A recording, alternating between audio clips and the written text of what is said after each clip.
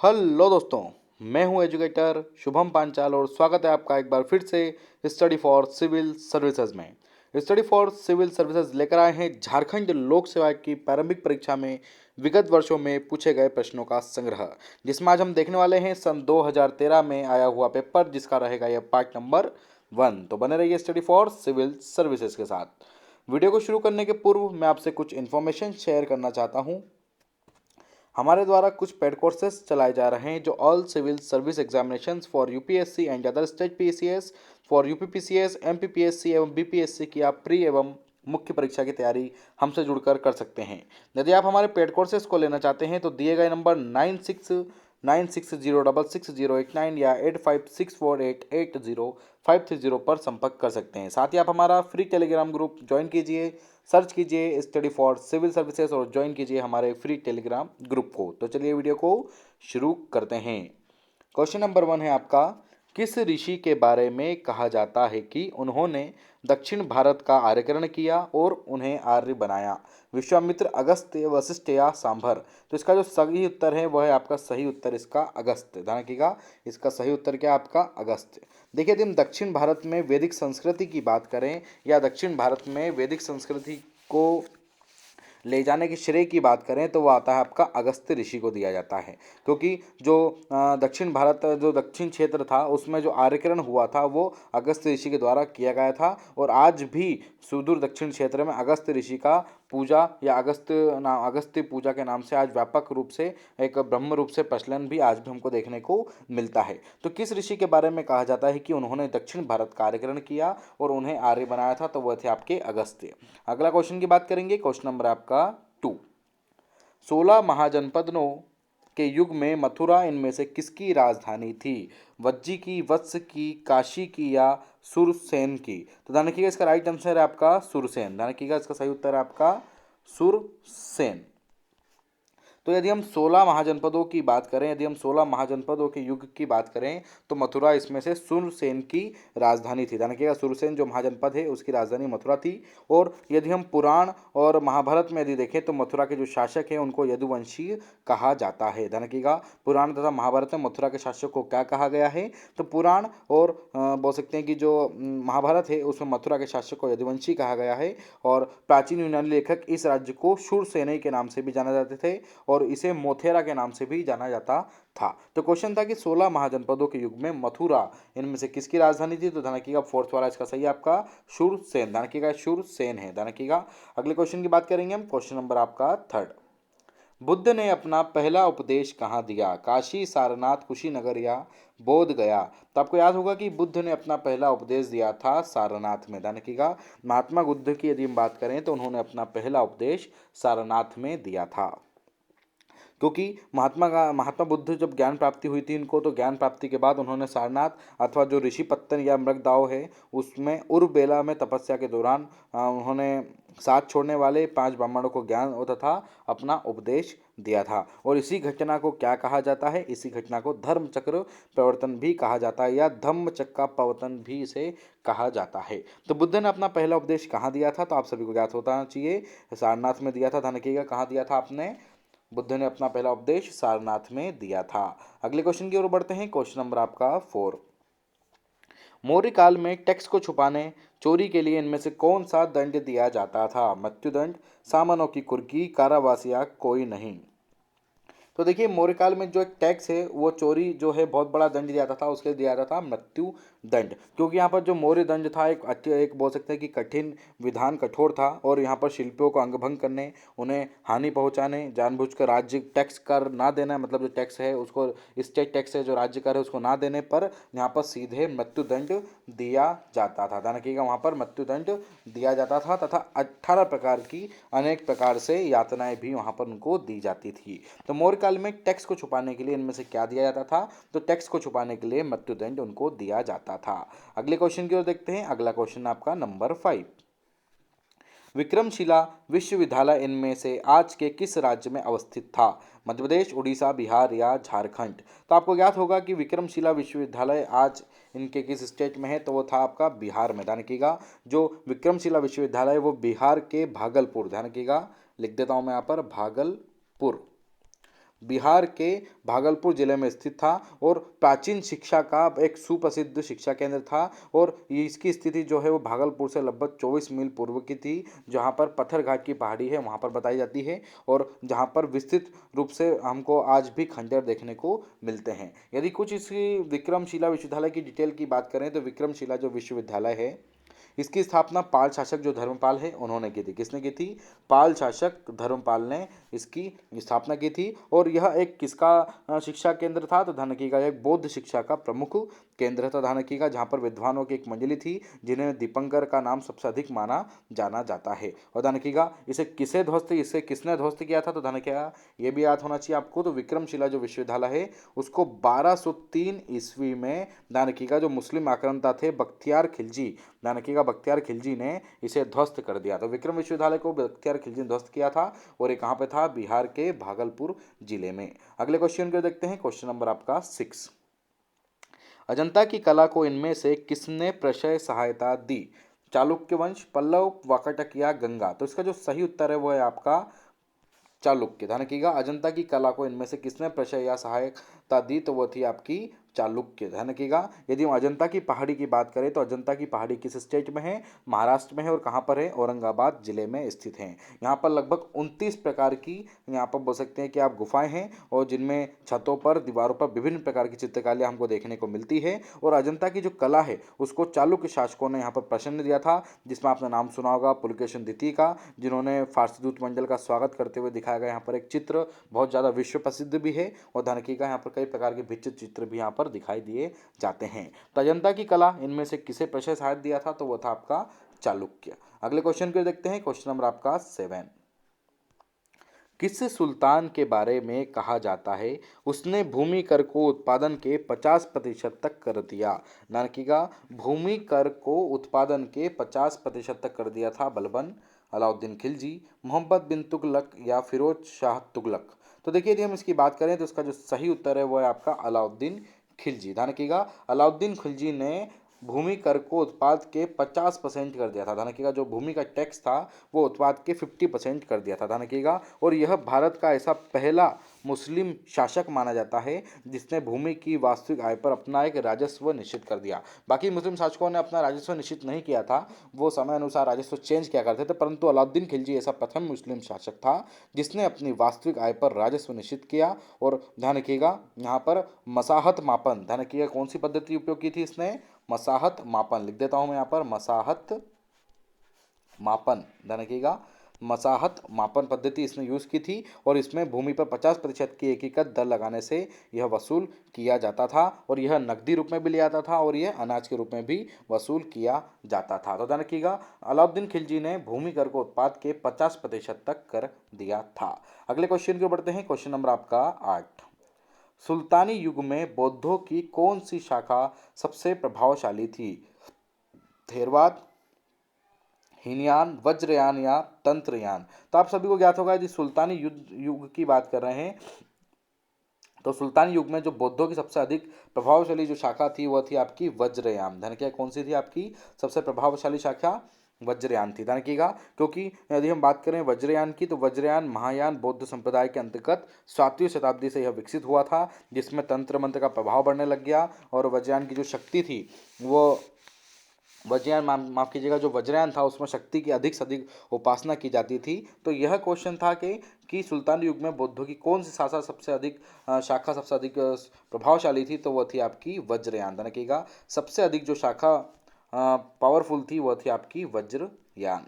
अगले क्वेश्चन की ओर बढ़ते हैं, क्वेश्चन नंबर आपका 9। इनमें से किसे आंध्र भोज भी कहा जाता है? आंध्र भोज, कृष्णदेवराय, राजेंद्र चोल, हरिहर या बुक्का? तो आप सभी को ज्ञात होगा कि आंध्र भोज किसे कहा जाता है? तो आंध्र भोज कहा जाता है कृष्णदेवराय को। ध्यान रखिएगा, कृष्णदेवराय 1509 से लेकर 1529 ईस्वी। ध्यान रखिएगा, विजयनगर साम्राज्य के तुलुव वंश के एक शासक रहे हैं। किस वंश के शासक थे कृष्णदेवराय? तुलुव वंश के शासक थे। किस साम्राज्य के? तो याद होना चाहिए आपको, विजयनगर साम्राज्य के। और इन्हें आंध्र भोज या यवनराज स्थापनाचार्य या अभिनव भोज के नाम से भी जाना जाता है। और ध्यान रखिएगा, इन्हीं के शासनकाल को, या बोल सकते हैं कि इन्हीं के शासनकाल में तेलुगु साहित्य का क्लासिक युग, ध्यान रखिएगा, तेलुगु साहित्य का क्लासिक युग भी इन्हीं के शासनकाल में माना जाता है। तो क्वेश्चन था कि इनमें से किसे आंध्र भोज भी कहा जाता है। तो आप सभी को ज्ञात हो गया होगा कि कृष्णदेव राय को आंध्र भोज, यवनराज स्थापनाचार्य या अभिनव भोज के नाम से भी जाना जाता है। अगला क्वेश्चन, क्वेश्चन नंबर आपका 10, हेमचंद्र विक्रमादित्य भारतीय इतिहास के किस नाम से जाने जाते हैं? पूरणमल, मालदेव, राणा सांगा या हेमू? तो इसका सही उत्तर है आपका हेमू। यदि हम हेमू की बात करें या हेमचंद्र की बात करें तो हेमचंद्र विक्रमादित्य या हेमू एक ही बात है। तो यह कैसे राजा थे? हिंदू राजा थे, 1501 से लेकर 56, ध्यान रखिएगा इनका समय काल 1501 से लेकर 156 तक राजा रहे हैं। और यह सूर सम्राट जो आदिल शाह है उनके दरबार के प्रधानमंत्री बन गए थे। और जब हुमायूं की मौत हुई तो हुमायूं की मौत के बाद हेमू ने ग्वालियर, आगरा एवं दिल्ली पर अधिकार कर लिया। और जो प्राचीन हिंदू राज्यों की उपाधि है राजा विक्रमादित्य, ध्यान रखिएगा, जो प्राचीन हिंदुओं की जो उपाधि थी राजा विक्रमादित्य, वो उनके नाम से यह जाने लगे। और ध्यान रखिएगा, यह 1556 में पानीपत का जो द्वितीय युद्ध हुआ था उसमें अकबर से पराजित हो गए और उस समय इन्हें मार दिया गया। तो ध्यान रखिएगा, और हेमू के बारे में कहा जाता है कि हेमू को अंतिम हिंदू सम्राट के रूप में भी जाना जाता है। तो हेमचंद्र विक्रमादित्य भारतीय इतिहास में किस नाम से जाने जाने लगे थे? तो मैं आपको बता चुका हूं, हेमू के नाम से जाने जाते थे। अगला क्वेश्चन है आपका, क्वेश्चन नंबर आपका 11, इनमें से किस कर व्यवस्था को बंदोबस्त व्यवस्था के नाम से भी जाना जाता है? जाप्ती, दहसाला, नसक या कनकूट? तो आपको बताना है कि इनमें से कौन सा ऐसा टैक्स था जो बंदोबस्त व्यवस्था के नाम से जाना जाता था। तो वह था आपका दहसाला। ध्यान रखिएगा, आईने दहसाला, आपने नाम सुना होगा, आईने दहसाला। देखिए जो अकबर था उसके, अकबर का जब वो 24वां वर्ष वो था, जब शासनकाल का लगभग 1580 की बात है, ध्यान रखिएगा 1580 में जो वो 24वें वर्ष के काल में आईने दहसाला, मतलब इसको बोलते थे टोडरमल बंदोबस्त व्यवस्था, ध्यान रखिएगा इस व्यवस्था को क्या कहा जाता था? टोडरमल बंदोबस्त व्यवस्था कहा जाता था। और यह टैक्स प्रकार की एक प्रणाली थी। तो आप कह सकते हैं कि दहसाला कर व्यवस्था को बंदोबस्त व्यवस्था के नाम से भी जाना जाता था। यदि हम इसके बारे में थोड़ी और डिटेल की बात करें, दहसाला की डिटेल की बात करें तो, या टोडरमल बंदोबस्त की बात करें तो इसका जो वास्तविक प्रणेता था वह था आपका ख्वाजा शाह मंसूर, ध्यान रखिएगा, जिसे टोडरमल के नाम से भी जाना जाता था। और बाद में इसका नामकरण टोडरमल बंदोबस्त के नाम से भी इसे जाने जा लगा। तो ध्यान रखिएगा, इनमें से कौन सी ऐसी कर व्यवस्था थी जो बंदोबस्त व्यवस्था के नाम से जानी जाती थी? तो वह थी दहसाला या आईने दहसाला, जिसको बोलते हैं हम टोडरमल बंदोबस्त। अगला क्वेश्चन आपका, क्वेश्चन नंबर आपका 12, अबुल फजल की मृत्यु इनमें से किसके कारण हुई? शहजादा सलीम, अबुल रहीम खाने खाना, शहजादा मुराल या शहजादा दानियाल? तो अबुल फजल की जो मृत्यु हुई थी वह हुई थी शहजादा सलीम के कारण। ध्यान रखिएगा, जो शहजादा सलीम था उसने 1602 में जो वीर सिंह बुंदेला के द्वारा अबुल फजल की हत्या करवा दी थी। कब करवा दी थी? 1602 में जो वीर सिंह बुंदेला थे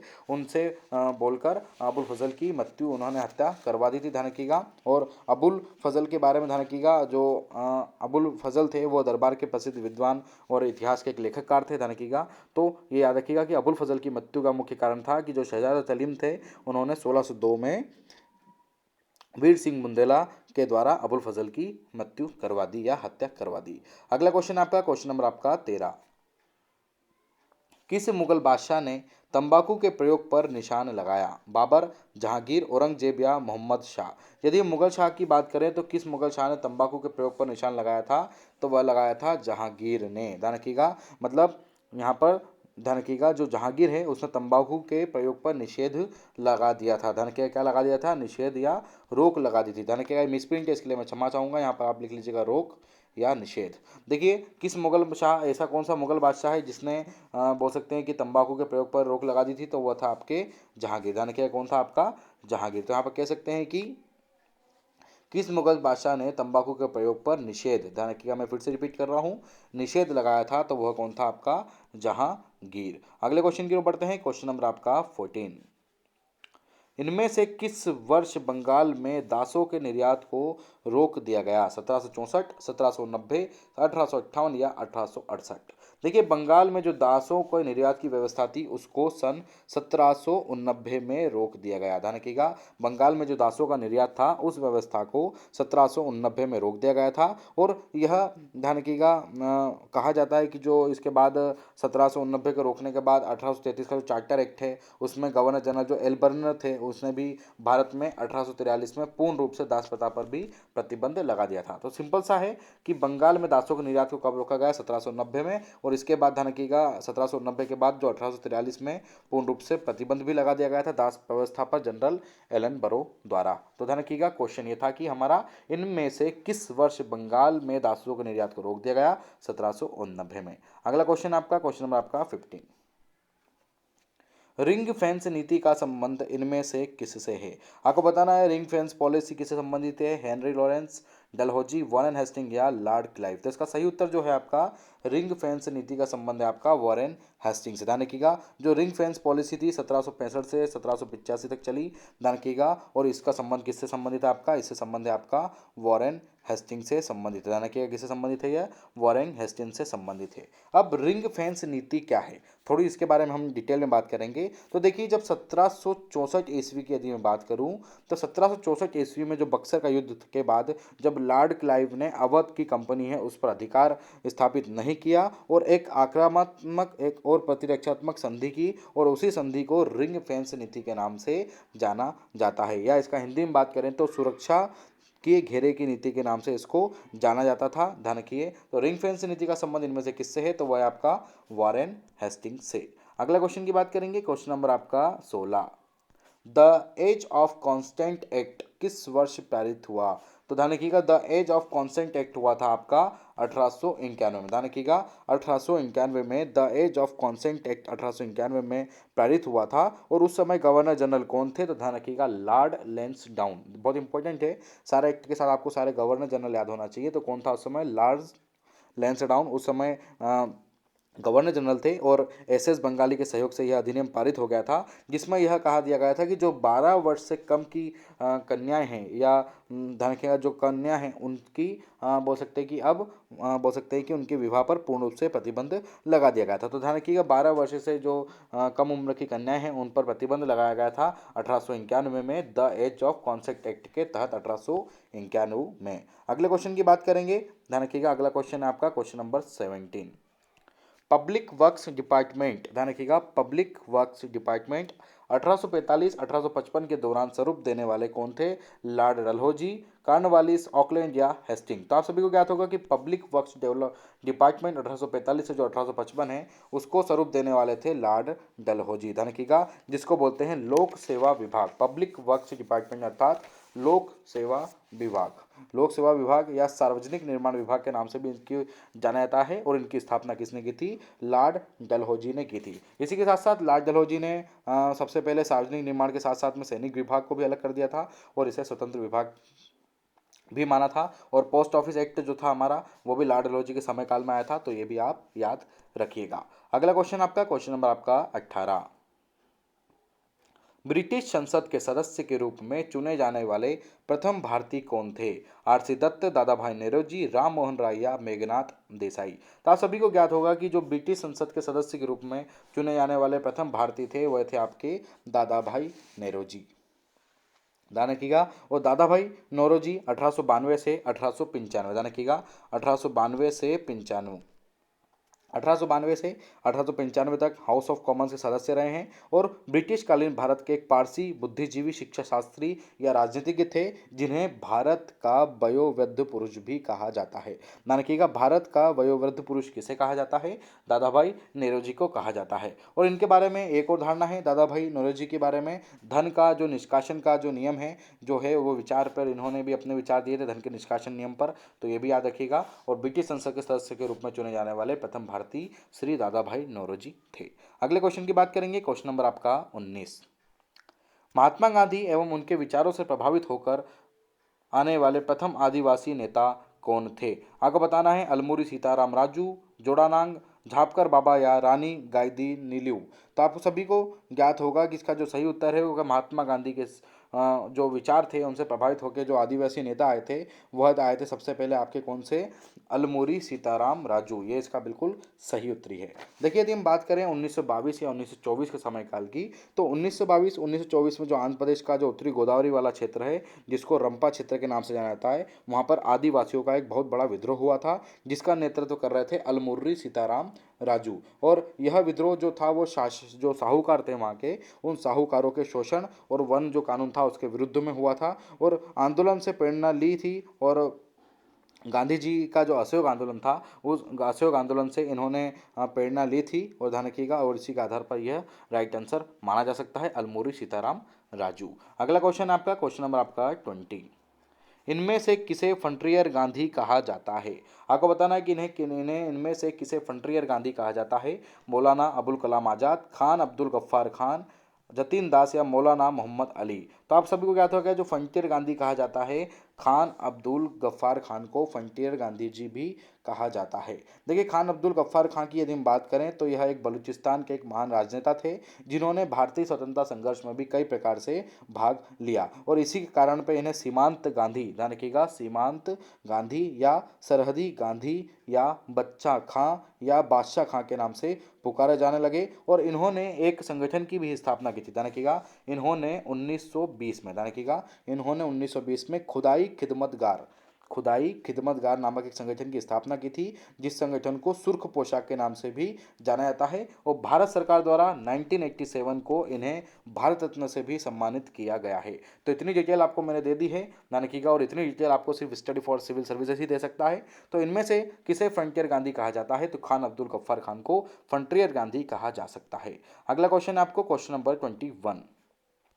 कांग्रेस ने पूर्ण स्वराज की घोषणा सबसे पहले कहाँ की? तो कांग्रेस ने जो पूर्ण स्वराज की घोषणा की थी सबसे पहले की थी आपकी लाहौर के अधिवेशन में। तो ध्यान रखिएगा कब की थी लाहौर का अधिवेशन में? 1929 ईस्वी में। ध्यान रखिएगा जो कांग्रेस ने पूर्ण स्वराज की घोषणा जो लाहौर अधिवेशन हुआ था 1929 का, उसमें की थी। जिसकी अध्यक्षता किसने की थी? तो उसकी अध्यक्षता की थी पंडित जवाहरलाल नेहरू ने। किसने की थी? पंडित जवाहरलाल नेहरू ने इसकी अध्यक्षता की थी। और ध्यान रखिएगा जो नेहरू समिति की रिपोर्ट है इसको यहाँ पर निरस्त कर दिया गया था और इसी के आधार पर सभी नए अवज्ञा आंदोलन शुरू करने की भी इसमें घोषणा की थी। अगले क्वेश्चन की ओर बढ़ते हैं, क्वेश्चन नंबर आपका 22।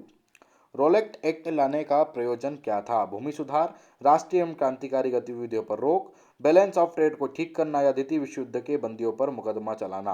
तो आप सभी को ज्ञात होगा कि जो रोलेक्ट एक्ट को लाने का प्रयोजन था कि राष्ट्रीय एवं क्रांतिकारी गतिविधियों पर रोक लगाना एक था। देखिए रोलेक्ट एक्ट की यदि हम बात करें तो रोलेक्ट एक्ट जो है वो ब्रिटिशों के समय में लागू किया गया था और यह काला कानून के नाम से जाना जाता है। और यह यह विधेयक आया था लगभग हमारा 17 मार्च 1919 को केंद्रीय विधान परिषद में पास कर दिया गया था, जिसके द्वारा जो क्रांतिकारी गतिविधियां हैं उनको कुचल दिया गया और अंग्रेज सरकार जब भी चाहे जिसे भी चाहे बिना मुकदमा चलाए उसको जेल में बंद रख सकती थी। और इस एक्ट का बहुत बड़े स्तर पर पूरे देश में विद्रोह हुआ था।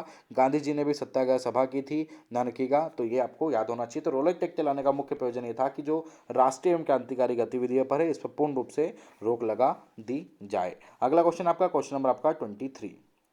मुजफ्फरनगर सॉरी माफ कीजिएगा, मुजफ्फरपुर बम कांड 1908, ध्यान रखिएगा, मुजफ्फरपुर जो बम कांड हुआ था 1908 उसका संबंध इनमें से किसके साथ है? सावरकर, अजित सिंह, प्रफुल्ल चाकी या बिपिन चंद्र पाल। तो आपका सही उत्तर है प्रफुल्ल चाकी।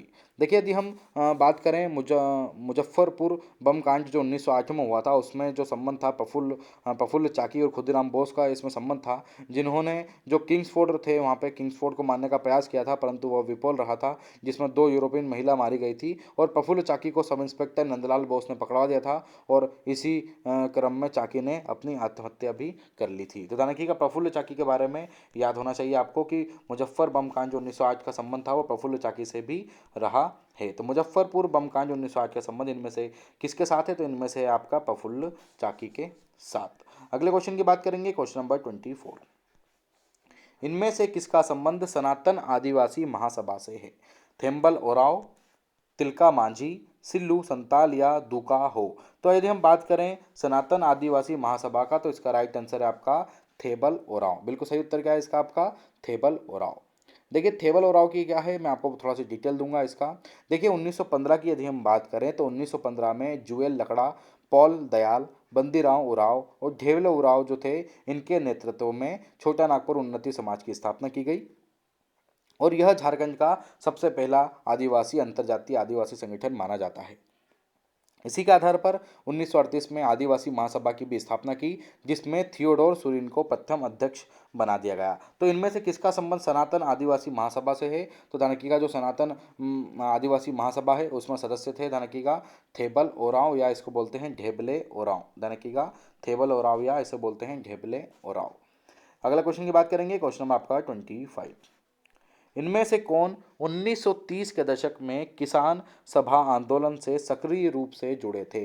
आपको बताना है कि इनमें से कौन 1930 के दशक में किसान जो सभा हुई थी उसमें सक्रिय रूप से जुड़े थे। स्वामी विद्यानंद, स्वामी सहजानंद, बाबा रामानंद या सरदार पटेल। तो इसका जो सही उत्तर है वो है आपका स्वामी सहजानंद। ध्यान रखिएगा, 1930 के दशक में जो किसान सभा आंदोलन हुआ था उसमें स्वामी सहजानंद सक्रिय रूप से जुड़े हुए थे और इन्हीं के प्रयास के आधार पर 1936 में, ध्यान रखिएगा, 1936 में जो लखनऊ में अखिल भारतीय किसान सम्मेलन का प्रथम सम्मेलन आयोजित हुआ था, जिसमें अध्यक्ष थे स्वामी सहजानंद तथा सचिव थे एनी रंगा। तो ध्यान रखिएगा, 1930 के दशक की बात करें तो किसान सभा आंदोलन सक्रिय रूप से जुड़े थे स्वामी सहजानंद।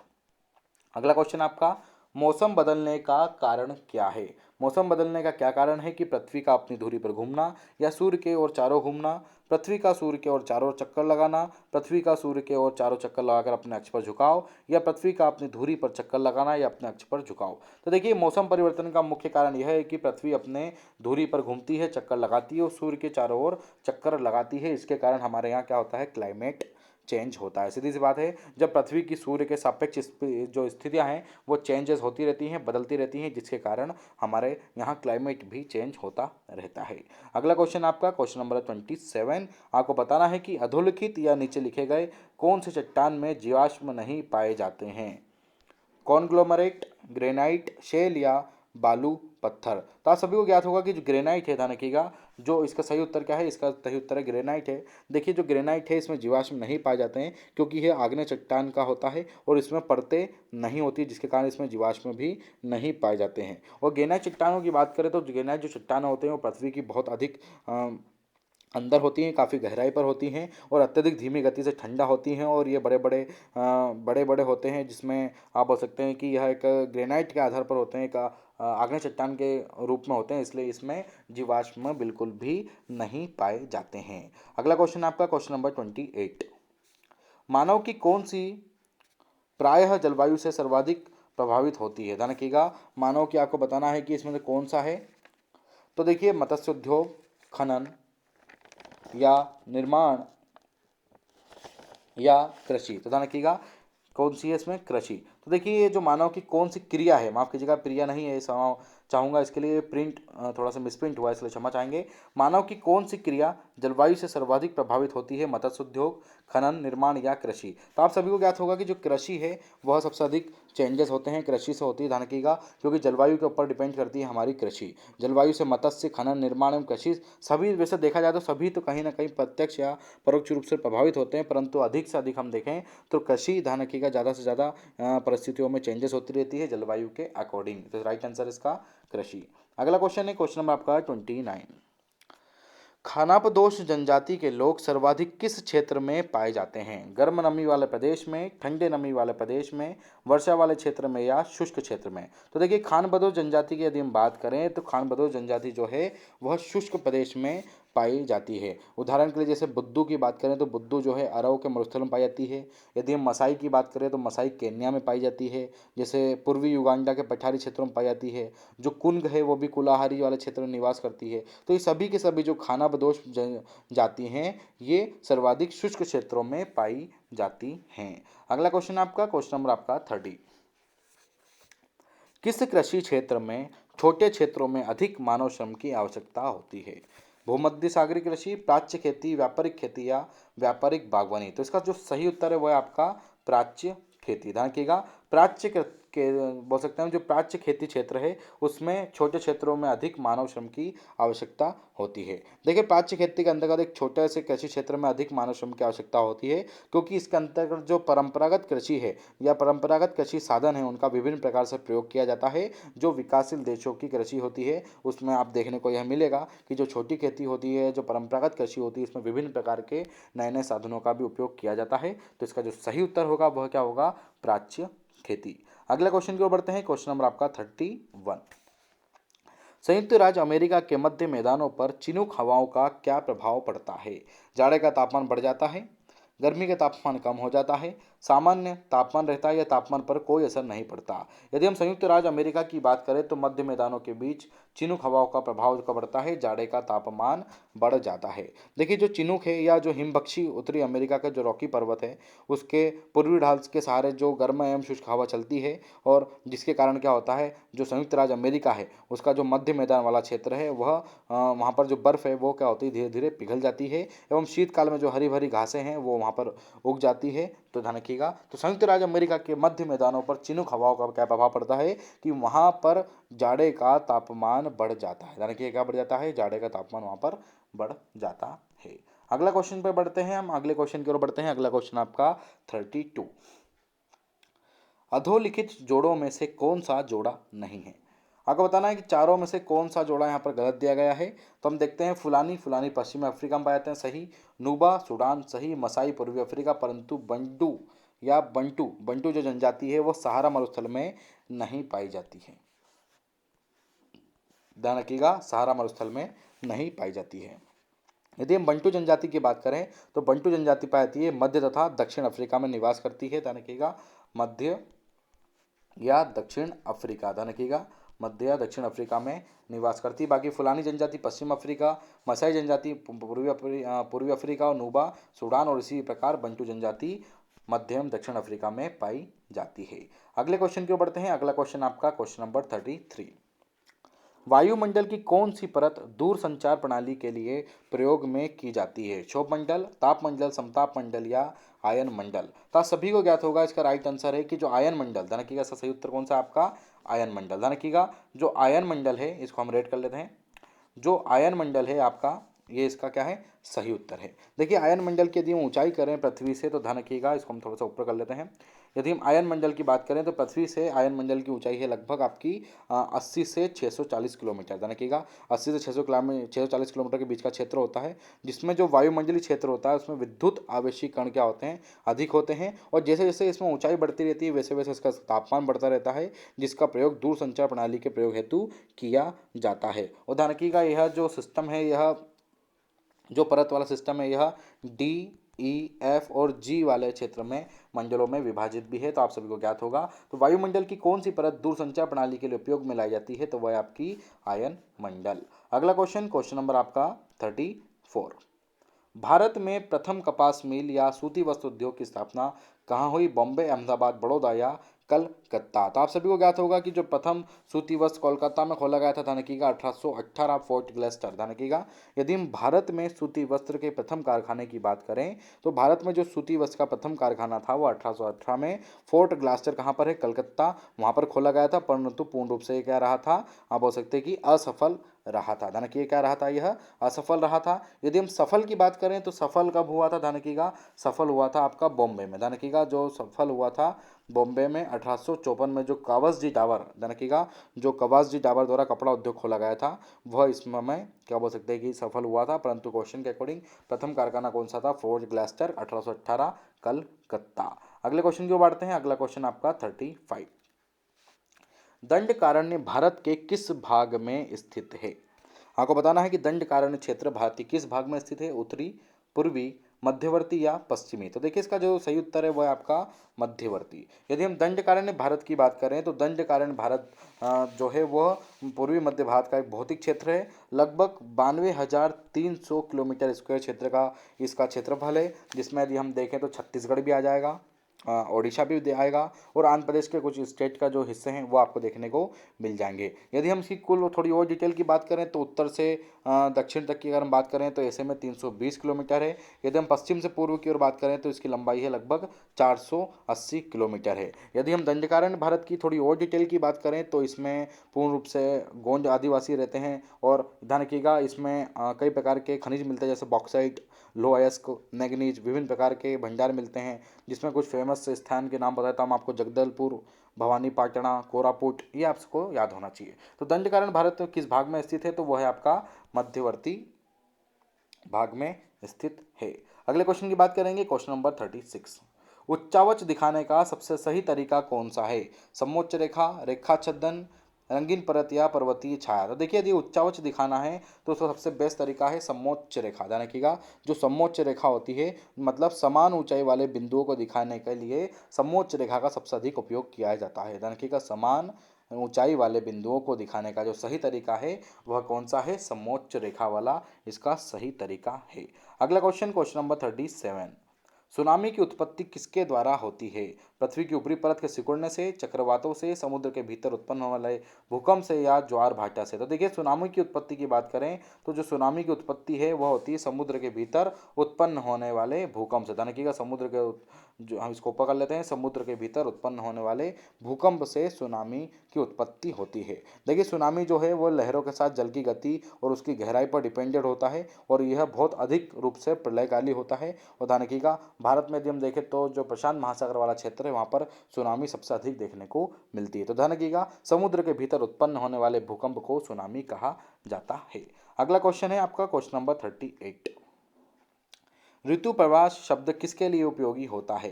देखिए ऋतु प्रवास जो शब्द है वो होता है खानाबदोश का स्थानांतरण। ध्यान रखिएगा, जो खानाबदोशों हैं उनका स्थानांतरण के लिए ऋतु प्रवास शब्द का उपयोग किया जाता है। मतलब ऋतु प्रवास का उपयोग मतलब जो विभिन्न प्रकार के जो हमारे मौसम होते हैं उसमें मौसमों में जो जीवन उपयोगी प्राकृतिक अवस्था है उनको प्राप्त करने के लिए ये विभिन्न प्रकार की जो जनजाति हैं ये इधर से उधर स्थानांतरित होते रहते हैं, ट्रांसफर होते रहते हैं, इधर से उधर भटकते रहते हैं। तो खानाबदोशों का स्थानांतरण ही ऋतु प्रवास कहलाता है। जैसे कि हम देखें उत्तराखंड की भोटिया जनजाति, ध्यान रखिएगा, जो उत्तराखंड की भोटिया जनजाति है वो भी खानाबदोश जनजाति के अंतर्गत आती है, जो बोल सकते हैं कि मानसून के अकॉर्डिंग क्या होती रहती है, अपने स्थान को चेंज करती रहती है।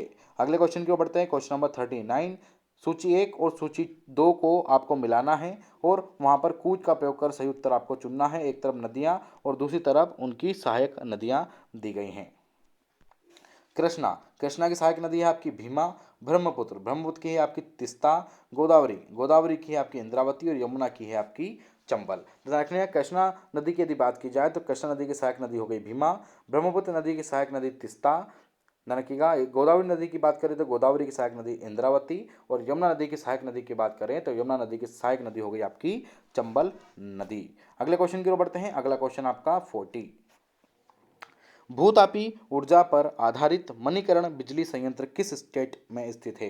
अरुणाचल, हिमाचल, जम्मू कश्मीर या उत्तराखंड? तो आप सभी को ज्ञात होगा कि जो मणिकरण बिजली परियोजना है या मणिकरण बिजली संयंत्र है वो हिमाचल प्रदेश में है और जो हिमाचल प्रदेश का कुल्लू जिला है उसमें पार्वती व व्यास नदियों के बीच में बना हुआ है। कौन सा जिला है आपका? कुल्लू जिला। कुल्लू जिले में जो पार्वती और व्यास नदी है उसके बीच में बसा हुआ है और यहाँ पर भूतापी ऊर्जा पर जो आधारित विद्युत संयंत्र है वो स्थापित किया गया है। और जो मणिकरण है वो अपने गर्म पानी के चश्मों के लिए भी बहुत अधिक रूप से विश्व प्रसिद्ध भी माना जाता है। यानी कि मणिकरण अपने जो गर्म चश्मे हैं उसके लिए भी बोल सकते हैं कि फेमस रहा है और भूतापी ऊर्जा पर आधारित मणिकरण बिजली संयंत्र आपका हिमाचल प्रदेश में भी स्थित है। अगला क्वेश्चन, क्वेश्चन नंबर आपका 41। अधोलिखित उच्चावच आकृतियों पर ध्यान दीजिए। जास्कर पर्वत श्रृंखला, धौलाधर पर्वत श्रृंखला, लद्दाख पर्वत श्रृंखला, काराकोरम पर्वत श्रृंखला। क्वेश्चन है कि उपरोक्त उच्चावच आकृतियों का दक्षिण से उत्तर की ओर बढ़ते हुए सही क्रम आपको बताना है। दक्षिण से बढ़ते हुए सही क्रम, ध्यान रखिएगा। तो सबसे पहले आएगा आपका धौलावर पर्वत श्रृंखला। ध्यान रखिएगा, सबसे पहले कौन सा आएगा आपका? धौलावर पर्वत श्रृंखला दक्षिण वाला। उसके बाद आएगा आपका जास्कर पर्वत श्रृंखला। उसके बाद आएगा आपका लद्दाख पर्वत श्रृंखला। उसके बाद आएगा आपका काराकोरम पर्वत श्रृंखला। मतलब यदि हम दक्षिण से उत्तर की ओर चलें तो सबसे पहले देखिए, थोड़ा कलर चेंज कर लेते हैं, अच्छे समझ में आएगा। या सबसे पहले हम देखें तो सबसे पहले कौन सा आएगा आपका? धौलाधर पर्वत श्रृंखला। उसके बाद दूसरे नंबर पर कौन सा आएगा आपका? जास्कर पर्वत श्रृंखला, फिर तीसरे नंबर पर आएगा आपका लद्दाख पर्वत श्रृंखला और चौथे नंबर पर आएगा आपका काराकोरम पर्वत श्रृंखला। ध्यान रखिएगा कहाँ से चल रहे हैं हम, दक्षिण से उत्तर की ओर बढ़ रहे हैं। अगले क्वेश्चन की बात करते हैं, क्वेश्चन नंबर आपका 42। ज्वालामुखी से सबसे अधिक कौन सी गैस निकलती है, जलवाष्प, हीलियम, सल्फर डाइऑक्साइड या कार्बन डाइऑक्साइड। तो आप सभी को ज्ञात होगा कि ज्वालामुखी है उससे सबसे अधिक निकलती है सल्फर डाइऑक्साइड। ध्यान रखिएगा, तो जो ज्वालामुखी उद्गार है उससे सबसे अधिक जो गैस निकलती है वो निकलती है SO2, जिसको हम बोलते हैं सल्फर डाइऑक्साइड निकलती है, और यह वायु प्रदूषण के लिए बहुत ज़्यादा हानिकारक भी मानी जाती है। इसी के साथ साथ कार्बन डाइऑक्साइड भी निकलती है, विभिन्न प्रकार के जलवाष्प निकलते हैं, हाइड्रोजन ऑक्साइड भी निकलता है, परंतु पूर्ण रूप से सल्फर डाइऑक्साइड अधिक मात्रा में ज्वालामुखी से निकलता है। तो इसका क्या है सही उत्तर। अगला क्वेश्चन, क्वेश्चन नंबर 43। अधोलिखित में से कौन सा जोड़ा सही है। आपको बताना है, एक तरफ जनजाति और एक तरफ मूल राज्य दे रखा है, तो आपको बताना है कि इनमें कौन सा जोड़ा सही है। कोल राजस्थान नहीं, मुंडा बिहार नहीं, भूटिया उत्तर प्रदेश भी नहीं, परंतु जो थारू की यदि हम बात करें तो थारू उत्तराखंड की मूल राज्य की एक जनजाति है, तो ये इसका बिल्कुल सही उत्तर दिया गया है। यदि हम थारू जनजाति की बात करें तो उत्तराखंड का जो नैनीताल है वहाँ से लेकर उत्तर प्रदेश के गोरखपुर तक मिलेगी, आपको देखने को मिलेगी। ध्यान रखिएगा, और किरात वंश की है और एक संयुक्त परिवार प्रथा इसमें चली भी जाती है।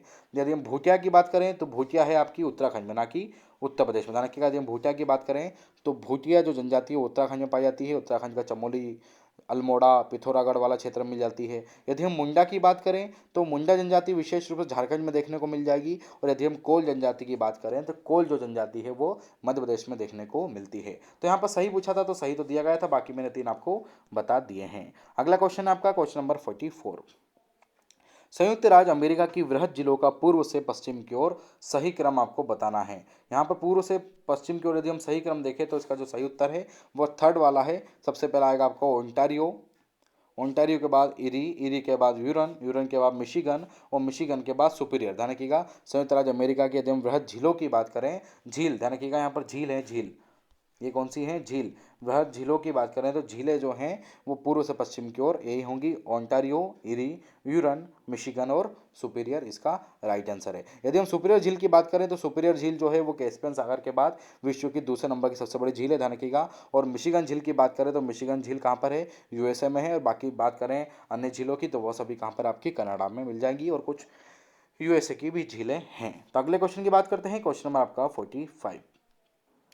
कैनेडियन पैसिफिक रेलवे किन 2 स्टेशनों के बीच में है, Edmonton, Halifax, Montreal, Vancouver, Ottawa, Prince Rupert या हैलिफैक्स व वैंकूवर। तो देखिए यदि हम कैनेडियन पैसिफिक रेलवे की बात करें तो 2 स्टेशन के बीच में है, मॉन्ट्रियल और वैंकूवर। ध्यान रखिएगा, कैनेडियन जो पैसिफिक रेलवे है वो मॉन्ट्रियल तथा वैंकूवर के बीच चलती है, और इसका जो मुख्यालय है वो है आपका कॉलगेरी। ध्यान रखिएगा, इसका मुख्यालय कहाँ पर है, कॉलगेरी। ध्यान रखिएगा, इसका मुख्यालय कॉलगेरी में है, और कॉलगेरी कहाँ पर है, कॉलगेरी अल्बर्टा में है। और इसकी स्थापना की बात मैं बताऊं आपको तो इसकी स्थापना हुई थी 1881 में। तो कैनेडियन पैसिफिक रेलवे 2 स्टेशनों के बीच में चलता है, मॉन्ट्रियल व वैंकूवर के बीच में चलता है।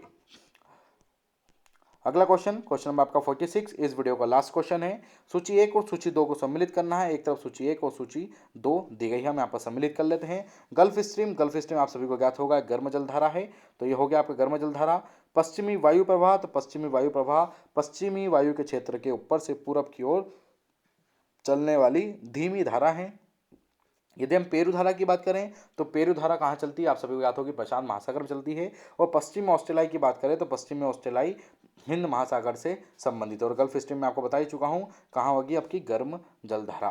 तो ध्यान रखिएगा, एक बार फिर रिपीट करते हैं, गल्फ स्ट्रीम हो गई आपकी गर्म जलधारा, पश्चिमी वायु प्रवाह हो गया पूर्व की ओर चलने वाली जो धीमी धारा है वह। पेरू जलधारा की बात करें तो पेरू जो धारा है वो प्रशांत महासागर में, और पश्चिमी ऑस्ट्रेलियाई धारा की बात करें तो पश्चिमी ऑस्ट्रेलियाई जो धारा है वो हिंद महासागर में चलती है। तो ये थे कुछ क्वेश्चन जो स्टेट PSC में पूछे गए हैं। तो बने रहिए स्टडी फॉर सिविल सर्विसेज के साथ। जय हिंद, वंदे मातरम।